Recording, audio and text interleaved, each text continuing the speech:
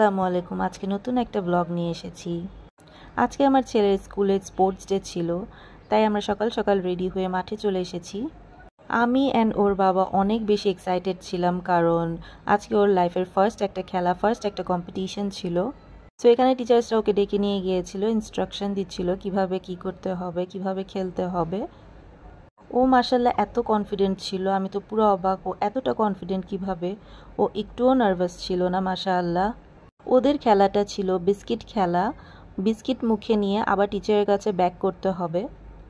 তো এখানে ওদের খেলাটা শুরু হয়ে যায়। ও সবার আগে দৌড় দিয়ে এখানে আসে।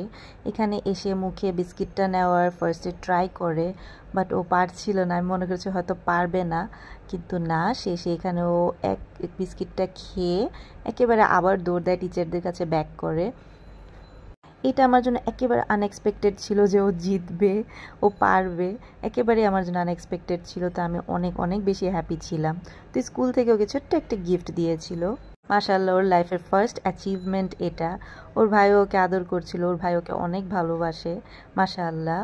তো আশা করি আমার এই ছোট্ট ব্লগটা আপনাদের ভালো লাগবে। Thank you for watching.